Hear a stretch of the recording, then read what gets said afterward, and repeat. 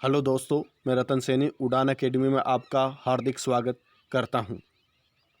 आज की वीडियो का हमारा टॉपिक है संघ और राज्य क्षेत्र।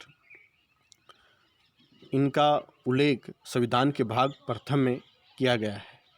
इस टॉपिक से संबंधित कई कंपटीशन एग्जामों में प्रश्न पूछे जाते हैं। जैसे संविधान के अनुच्छेद 1 और 2 से असिस्टेंट प्रोफेसर एग्ज़ाम उत्तराखंड 2018 में भी 2 क्वेश्चन इनमें से किए गए थे तथा DSSB PGT एग्ज़ाम 2018 में भी अनुच्छेद प्रथम और अनुच्छेद 2 से क्वेश्चन किए गए थे। इसलिए यह टॉपिक इम्पोर्टेंट है, इसका ध्यानपूर्वक अध्ययन करें। तो अनुच्छेद 1 में निर्धारित किया गया है कि भारत अर्थात इंडिया राज्यों का संघ होगा।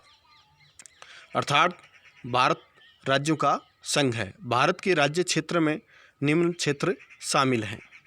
प्रथम है राज्यों के राज्य क्षेत्र, दूसरा संघ राज्य क्षेत्र, तीसरा ऐसे अन्य राज्य क्षेत्र जो अर्जित किए जाएं, यथा भारत में पांडिचेरी, कारिकल, माही और यनम ये क्षेत्र फ्रांसीसी हैं, और गोवा, दमन और दीव, दादर तथा नागर हवेली ये पुर्तगाली क्षेत्र थे। आदि क्षेत्रों को भारत में समाविष्ट किए गए हैं, जो भारत में उनके विधित अंतरण के बाद 1962 में 14वें और 12वें तथा 10वें संविधान संशोधनों के द्वारा संघ में जोड़ दिए गए थे। राज्यों तथा संघ राज्य क्षेत्रों के नाम तथा प्रत्येक के अंतर्गत आने वाले राज्य क्षेत्रों का वर्णन संविधान की प्रथम अनुसूची में किया गया है। अर्थात संविधान के अनुच्छेद प्रथम और प्रथम अनुसूची के विषय दोनों समान हैं। जो विषय अनुच्छेद 1 में है, वैसे ही प्रथम अनुसूची में वो ही विषय शामिल हैं। इस समय प्रथम अनुसूची में 28 राज्य तथा 9 संघ राज्य क्षेत्र सम्मिलित हैं। अर्थात 28 राज्य और 9 केंद्र शासित प्रदेश वर्तमान में हैं। भारत एक संघ है। इस बात पर बल देने का प्रयोजन इस तथ्य को प्रकाश में लाना था कि यह संघटक इकाइयों के बीच किसी सौदेबाजी या समझौते का परिणाम नहीं है, क्योंकि संविधान में उल्लेखित किया गया है कि भारत राज्यों का संघ है, अर्थात फेडरल स्टेट न होकर यूनियन स्टेट है। अर्थात राज्यों ने मिलकर संघ का निर्माण किया है, लेकिन भारत की स्थिति परिसंघ की स्थिति नहीं है, जो राज्य अपनी इच्छा से पृथक हो सकें, अपने सीमाओं में परिवर्तन कर सकें, क्षेत्र प्राप्त कर सकें और क्षेत्र किसी दूसरे को सौंप सकें। ऐसा प्रावधान भारत के संविधान में नहीं है, बल्कि यह संविधान सभा की एक स्पष्ट घोषणा है। इसलिए कोई भी राज्य संघ से अलग नहीं हो सकता और न ही अपनी मर्जी से अपने राज्य क्षेत्र में परिवर्तन कर सकता है। अनुच्छेद 2 में कहा गया है कि संसद विधि द्वारा भारत संघ में नए राज्यों का प्रवेश या उसकी स्थापना कर सकती है। अर्थात भारतीय संसद नए राज्य का प्रवेश और नए राज्य की स्थापना कर सकती है। इसका उल्लेख संविधान के अनुच्छेद 2 में किया गया है। संसद ने 36वें संविधान संशोधन द्वारा 1975 में सिक्किम को नवीन राज्य के रूप में भारत में जोड़ा। अर्थात सिक्किम को भारतीय राज्य के रूप में 36वें संविधान संशोधन 1975 में भारत का एक राज्य बनाया गया था। ऐसा सिक्किम विधानसभा के अनुरोध पर और जनमत संग्रह के द्वारा सिक्किम के लोगों की स्वीकृति से किया गया था। अर्थात सिक्किम को भारतीय क्षेत्र या भारत का राज्य वहाँ की जनता की सहमति से बनाया गया था। वहाँ की विधानसभा के अनुरोध पर जनमत संग्रह करवाया गया और उसके बाद सिक्किम को भारत का राज्य बनाया गया था। अनुच्छेद 3 के अधीन संसद को किसी राज्य में से उसका राज्य क्षेत्र अलग करके अथवा 2 या अधिक राज्यों को या राज्यों के भागों को मिलाकर अथवा किसी राज्य क्षेत्र को किसी राज्य के भाग के साथ मिलाकर नए राज्य का निर्माण करने की शक्ति प्राप्त है। अर्थात संसद को यह शक्ति प्राप्त है कि वह 2 राज्यों से क्षेत्र मिलाकर के या किसी राज्य के भाग को अलग कर किसी दूसरे राज्य के साथ मिलाकर एक नए राज्य का निर्माण कर सकती है। अर्थात संसद नए राज्य का गठन कर सकती है। इसका उल्लेख संविधान के अनुच्छेद 3 में किया गया है। संसद किसी राज्य का क्षेत्र बढ़ा या घटा सकती है। अर्थात संसद किसी राज्य का क्षेत्र बढ़ा भी सकती है और घटा भी सकती है, और यहाँ तक कि किसी राज्य की सीमाओं में परिवर्तन कर सकती है। अर्थात किसी राज्य के नाम में भी परिवर्तन कर सकती है। इस प्रकार किसी राज्य की क्षेत्रीय अखंडता अथवा उसके अस्तित्व में बने रहने की कोई गारंटी नहीं है। अतः कहा जा सकता है कि भारत नाशवान राज्यों का अविनाशी संघ है। अर्थात कई बार क्वेश्चन किया गया है कि भारत नाशवान राज्यों का अविनाशी संघ है, कौन से अनुच्छेद में कहा गया है? तो ये अनुच्छेद 3 में कहा गया है। अनुच्छेद 3 से संबंधित विधेयक को संसद में पेश करने से पूर्व उस पर राष्ट्रपति की सहमति आवश्यक है।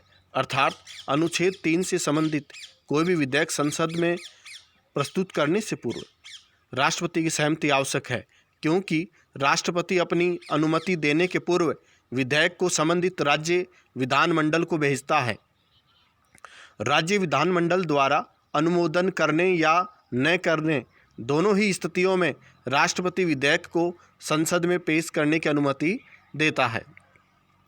संविधान में नए राज्य क्षेत्रों के अर्जन, नए राज्यों के प्रवेश तथा निर्माण आदि का उपबंध किया गया है।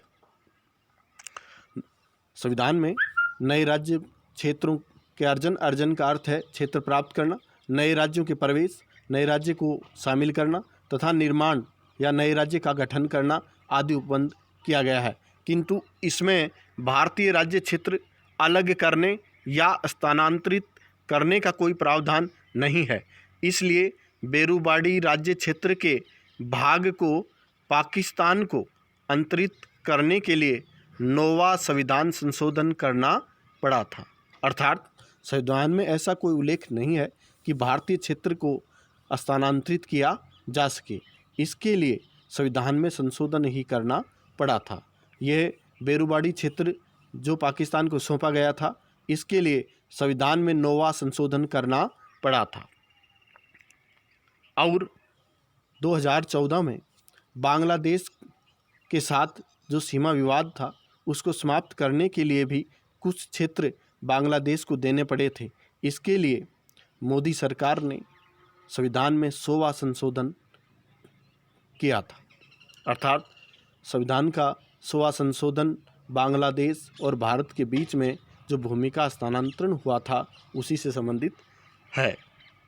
अनुच्छेद 4 में यह स्पष्ट कर दिया गया है कि अनुच्छेद 2 और 3 के अधीन नए राज्यों की स्थापना या उनके प्रवेश और विद्यमान राज्यों के नामों, क्षेत्रों और उनकी सीमाओं आदि में परिवर्तन के लिए बनाई गई विधियां अनुच्छेद 368 के अधीन संविधान संशोधन नहीं मानी जाएंगी। अर्थात किसी राज्य के क्षेत्र में परिवर्तन करना है, नए राज्य का गठन करना है, उसके क्षेत्र की कमी करनी है, उसकी सीमाओं में परिवर्तन करना है, ऐसे कार्य संविधान में संशोधन नहीं माने जाएंगे।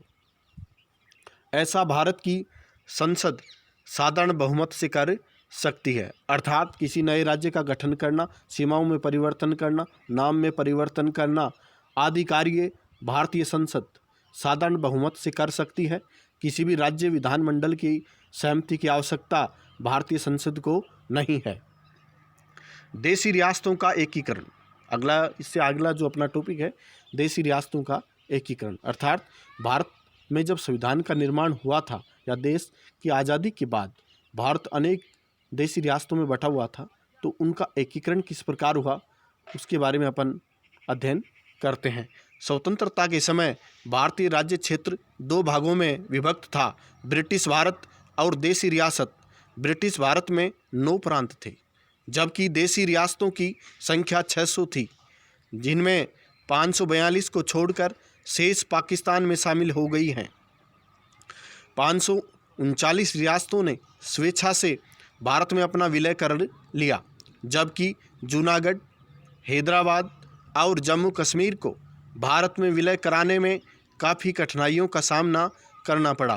तो 3 रियासतें थी, 542 में से 539 शामिल हो गई थी।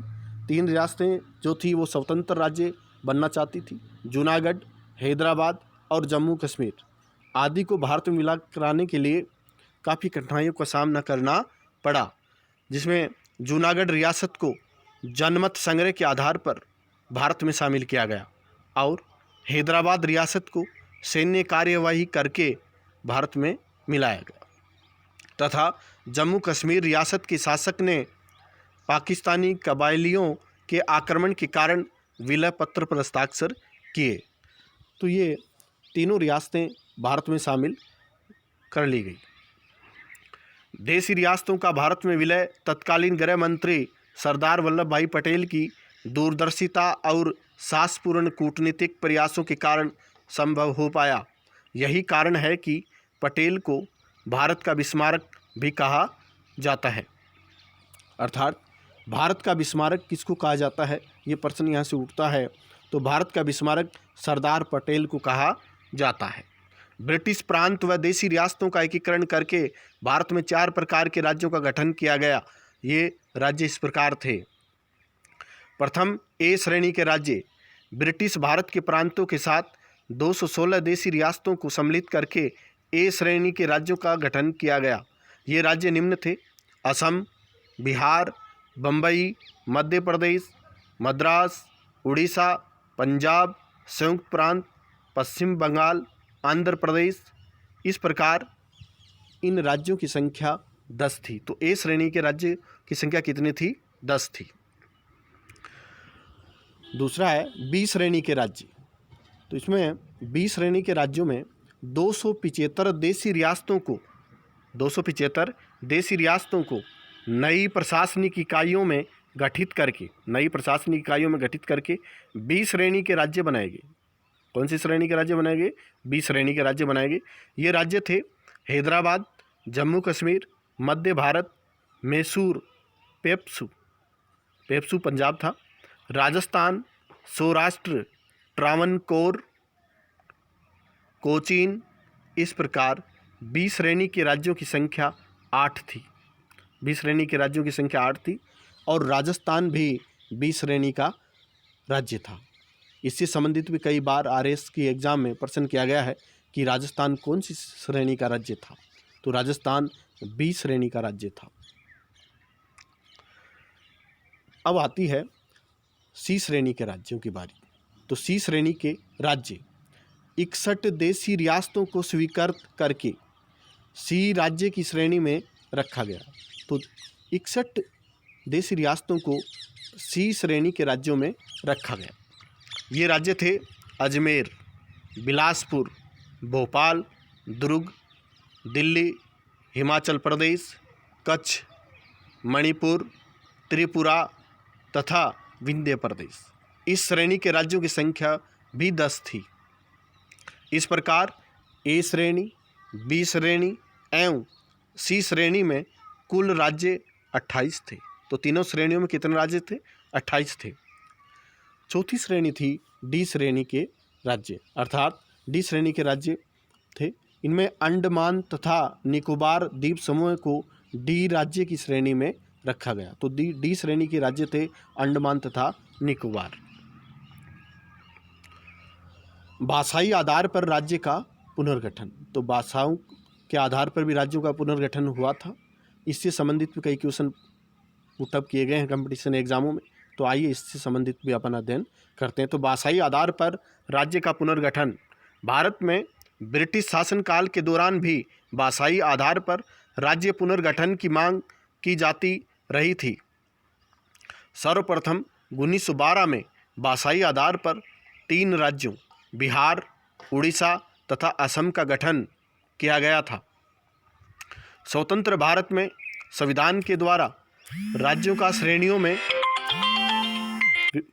की श्रेणियों में विभाजन तत्कालीन उपयोगिता को ध्यान में रखकर किया गया था, किंतु सभी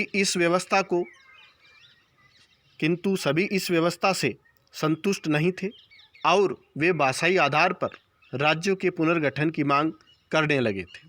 अर्थात जो स्वतंत्रता के बाद सभी राज्य संतुष्ट नहीं थे और वे भाषाई आधार पर राज्यों के पुनर्गठन की मांग करने लगे थे। 1 अक्टूबर 1953 को भाषाई आधार पर आंध्र प्रदेश राज्य की स्थापना की गई। अर्थात कई बार कंपटीशन में पूछा गया है कि भाषाई आधार पर सर्वप्रथम कौन से राज्य की स्थापना की गई, तो आंध्र प्रदेश की गई थी। ये स्थापना हुई थी 1 अक्टूबर 1953 को। इसकी स्थापना के बाद भाषा के आधार पर नए राज्यों के पुनर्गठन की मांग भड़क उठी। इस समस्या को शांतिपूर्ण हल के लिए 1953 में राज्य पुनर्गठन आयोग की स्थापना की गई। इस आयोग के अध्यक्ष न्यायमूर्ति फजल अली थे। तो राज्य पुनर्गठन आयोग के अध्यक्ष थे फजल अली तथा आयोग के अन्य सदस्य थे के.एम. पणिकर तथा हृदयनाथ कुंजरू। इस प्रकार इस आयोग में 3 सदस्य थे। फजल अली की अध्यक्षता में गठित आयोग ने अपनी रिपोर्ट में राज्यों के पुनर्गठन के संबंध में निम्न सिफारिशें की थी। तो आयोग ने जो सिफारिशें की वो इस प्रकार हैं। केवल भाषा और संस्कृति के आधार पर राज्यों का पुनर्गठन नहीं किया जाना चाहिए। आयोग ने सिफारिश की कि केवल भाषा और संस्कृति के आधार पर राज्यों का पुनर्गठन नहीं किया जाना चाहिए। दूसरा, राज्यों का पुनर्गठन राष्ट्रीय सुरक्षा, वित्तीय एवं प्रशासनिक आवश्यकता तथा पंचवर्षीय योजनाओं की सफलता को ध्यान में रखते हुए किया जाना चाहिए। तीसरी सिफारिश थी ए, बी, सी वर्गों में विभाजित राज्यों को समाप्त कर दिया जाए तथा इनकी जगह पर 16 राज्यों तथा 3 केंद्र शासित प्रदेशों का निर्माण किया जाए। इस प्रकार इस आयोग ने 16 राज्य और 3 केंद्र शासित प्रदेशों की मांग बनाने की मांग की थी। संसद ने इस आयोग की सिफारिशों को कुछ परिवर्तनों के साथ स्वीकार कर 1956 में राज्य पुनर्गठन अधिनियम पारित किया। इस अधिनियम के अंतर्गत भारत में 14 राज्य और 5 केंद्र शासित प्रदेश बनाए गए थे।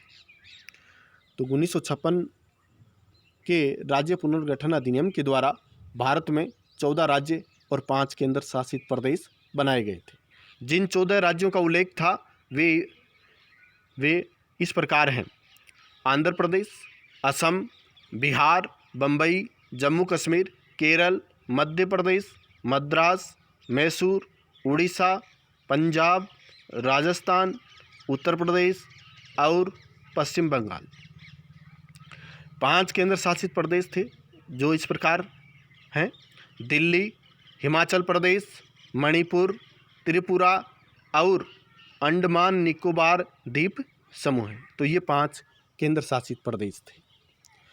इससे संबंधित भी कई बार क्वेश्चन RAS की एग्जाम में किया गया है कि पुनर्गठन आयोग 1956 के बाद भारत में कितने राज्य और कितने केंद्र शासित प्रदेश थे। तो 14 राज्य और 5 केंद्र शासित प्रदेश बनाए गए थे। बाद में राज्यों के पुनर्गठन भी किया गया। जैसे 1956 में फ्रांस की सरकार के साथ स्थानांतरण संधि द्वारा चंद्रनगर, माहे, यानम और कारिकल को भारत में सम्मिलित किया गया। इन सभी को मिलाकर 6ठे केंद्र शासित प्रदेश पांडिचेरी का गठन किया गया। फ्रांस से जो क्षेत्र भारत ने प्राप्त किया उससे 6ठा केंद्र शासित प्रदेश पांडिचेरी का गठन किया गया था। गोवा मुक्ति संग्राम की उग्रता के कारण भारत सरकार ने 1961 में सैन्य हस्तक्षेप करके गोवा, दमन, दीव को जीतकर भारत में मिला लिया। तो ये गोवा भारत का हिस्सा बना था 1961 में। गोवा पर भारत ने कब कब्जा किया था? 1961 में। इसे 7वां केंद्र शासित प्रदेश बनाया गया। तो गोवा कौन सा केंद्र शासित प्रदेश बना? 7वां। बम्बई प्रांत में 2 भाषा भाषियों मराठी तथा गुजराती के पारस्परिक संघर्ष के कारण बम्बई को विभाजित करके 15वें राज्य गुजरात का गठन किया गया। तो 15वां राज्य कौन सा बना था? गुजरात। 1962 में नागालैंड का गठन हुआ था तथा 1966 में पंजाब से काटकर हिंदी भाषी राज्य हरियाणा बनाया गया था। तो हरियाणा का निर्माण कब हुआ था? 1966 में। इससे संबंधित क्वेश्चन भी बहुत बार पूछे जा चुके हैं। 1971 में हिमाचल प्रदेश तथा मेघालय को राज्य का दर्जा दिया गया। हिमाचल प्रदेश और मेघालय को राज्य का दर्जा 1971 में दिया गया था और 1975 में सिक्किम भी भारत का राज्य बना था। 1986 में अरुणाचल प्रदेश तथा मिजोरम को राज्य दर्जा दिया गया तथा 1987 में गोवा को पूर्ण राज्य का दर्जा प्रदान किया गया। कि गोवा को भारत का पूर्ण राज्य का दर्जा कब दिया गया? तो ये 1987 में दिया गया था। सन 2000 में मध्य प्रदेश, उत्तर प्रदेश और बिहार को विभाजित करके 3 नए राज्यों क्रमशः छत्तीसगढ़, उत्तरांचल और झारखंड बनाए गए। ये 2000 में 3 राज्य बनाए गए थे। आंध्र प्रदेश का विभाजन कर 2 जून 2014 को नए राज्य के रूप में तेलंगाना का जन्म हुआ। इस प्रकार भारत में 29 राज्य और 7 केंद्र शासित प्रदेश बने थे। जम्मू कश्मीर पुनर्गठन अधिनियम 2019 के द्वारा जम्मू कश्मीर के राज्य का दर्जा समाप्त कर 2 केंद्र शासित प्रदेशों में विभाजित कर दिया गया। ये 2 केंद्र शासित प्रदेश बने, जम्मू कश्मीर और लद्दाख बने थे। वर्तमान समय में भारतीय संघ में 28 राज्य तथा 9 केंद्र शासित प्रदेश हैं। इनसे संबंधित महत्वपूर्ण तथ्य। इन महत्वपूर्ण तथ्यों पर से संबंधित कंपटीशन एग्जाम में प्रश्न पूछे जाते हैं, तो इनको आप अध्ययन ध्यानपूर्वक करना चाहिए। तो पहला है, संघ और राज्य क्षेत्र का वर्णन संविधान के भाग प्रथम में किया गया है। दूसरा है, भारत राज्यों का संघ है। यह कौन से अनुच्छेद में वर्णित है? तो यह है अनुच्छेद प्रथम और प्रथम अनुसूची दोनों में वर्णित है। तीसरा, वर्तमान समय में प्रथम अनुसूची में 28 राज्य तथा 9 केंद्र शासित प्रदेश हैं। वर्तमान समय में प्रथम अनुसूची में 28 राज्य तथा 9 केंद्र शासित प्रदेशों का वर्णन है। 4 नंबर, 36वें संविधान संशोधन द्वारा 1975 में किस नए राज्य के रूप में जोड़ा गया? तो कौन सा राज्य जोड़ा गया था 36वें संविधान संशोधन के द्वारा? तो वो था सिक्किम। 5 नंबर, सिक्किम जनमत संग्रह के माध्यम से भारत का राज्य बनाया गया। तो सिक्किम एक ऐसा राज्य था जो जनमत संग्रह के आधार पर भारत में मिलाया गया था। 6 नंबर है, नए राज्य की स्थापना की जा सकती है। यह अनुच्छेद 2 में उल्लेख किया गया कि नए राज्य का गठन किया जा सकता है, सीमाओं का विस्तार किया जा सकता है, नए राज्य का प्रवेश कराया जा सकता है। यह अनुच्छेद 2 में उल्लेखित है। 7 नंबर, नए राज्यों की स्थापना उनके नामों, क्षेत्रों और उनकी सीमाओं में परिवर्तन करने की शक्ति संसद में निहित है। अगला, भारत का विस्मारक सरदार पटेल को कहा जाता है। राज्यों का वर्गीकरण 4 श्रेणियों में किया गया था। ए श्रेणी, बी श्रेणी, सी श्रेणी और डी श्रेणी। इससे आगे के अध्ययन के लिए आप हमारा ऐप उड़ान एकेडमी प्ले स्टोर में जाकर डाउनलोड कीजिए। धन्यवाद।